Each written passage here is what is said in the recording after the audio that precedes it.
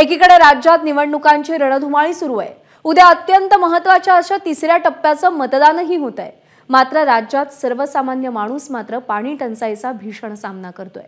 विदर्भ मराठवाड्यामध्ये मोठ्या प्रमाणात दुष्काळी स्थितीनं तोंडचं अक्षरशः पाणी पळवलंय। पश्चिम महाराष्ट्रातल्या सांगली जिल्ह्यातला जत तालुका हा दुष्काळानं त्रस्त हैराण आहे। जतमधील संख मध्यम प्रकल्प अक्षरशः कोरडा ठाक पडलाय। डाळिंबीच्या बागा सुकल्यात। नागरिकांना पाण्यासाठी अक्षरशः वणवण करावी लागतेय। 2 बादल्या पाणी मिळवण्यासाठी मैलोन मैल वाट तुडवली जाते। टँकरनं गावात पाणी पुरवठा केला जातोय। मात्र कर्नाटकच्या सीमेवर असलेला उडगी तलावही कोरडा पडू लागलाय। त्यामुळे टँकरही भरणार कसा असा मोठा प्रश्न उभा राहिलाय।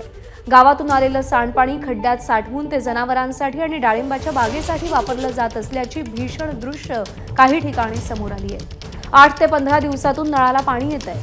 पाण्यासाठी भांडणं नित्याची झाली आहेत। या भागात कोणाला मत द्यायचं पेक्षा घशाला पडलेली कोरड शमवायची कशी हा मोठा प्रश्न उभा ठाकलाय। सांगलीच्या जत तालुक्यामध्ये दुष्काळाची एवढी भीषण परिस्थिती आहे की धरणं कोरडी पडलेली आहे। एवढंच नाही तर ज्या बोर नदीमध्ये उभा आहे ती सुद्धा कोरडी ठाक पडलेली आहे। मात्र जे काही गावातलं सांडपाणी आहे ते सांडपाणी गटार जे आहे ते या बोर नदीमध्ये सोडलेलं आहे आणि त्यातून जे काही थोडंफार पाणी येतं ते सांडपाणी जे आहे ते जनावरांच्या पिण्यासाठी आपल्याला पाहायला मिळते। आणि एवढंच नाही तर इथं काही लोक जे आहेत शेतकरी जे आहेत ते या सांडपाण्याचा जो आहे तो खड्डा करताना इथं पाहायला मिळतं। सांडपाणी जे आहे ते एकत्र जे आहे ते जमवण्याचा प्रयत्न करतायत। नेमकं कशासाठी करतायत हे विचारून घेऊया। काय नेमकं तुम्ही आता इथं खड्डा खोदलेला आहे, तुम्ही इथं बोर लावताय, काय नेमके पाण्याचं करणार आहे? ते दाळंबरीला वापरायसाठी, जनावरांनी दाळंबरीला। पण हे सांडपाणी गावातलं गटारातलं पाणी आहे, मग काय करायचं आता? पाणीच नाही प्यायला। किती भीषण परिस्थिती आहे। लय काय प्यायला सुद्धा पाणी मिळे ना, काय सांगायचं साहेब आता। म्हणून तुम्ही नदीमध्ये खड्डा खोदून सांडपाणी जे आहे ते वापरताय। तेच आता हीच आंघोळ करायच पाळी आले आम्हाला। तर पाण्याची काही व्यवस्था नाही का? सरकारने काही विहिरी असेल किंवा काही धरणांचं केलेलं नाही का? काय केले ते हिर तलावामध्ये हिर केले, सगळं केलं, तिथं पण पाणी नाही। आता कुठलं यावं पाणी गावात? तर अशी झाले ना।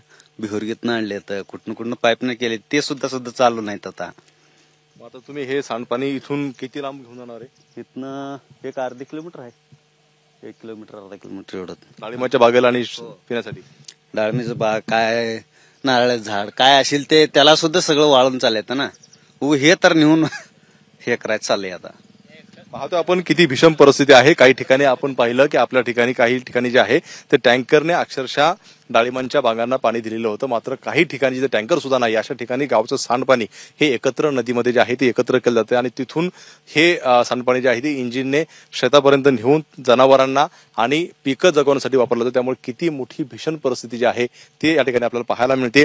राजकीय नेत्यांच्या अनेक घोषणा होताना पाहायला मिळतात, मंत्री येतात, खासदार येतात, या ठिकाणी घोषणांचा पाऊस पाडतात। मात्र इथल्या शेतकऱ्यांची परिस्थिती जी आहे ती अजूनही बिकट आणि तशीच भीषण आपल्याला पाहायला मिळते। कॅमेरामन प्रशांत सराजसुने, एबीपी माझा, सांगली जत। एबीपी माझा, उघडा डोळे बघा नीट।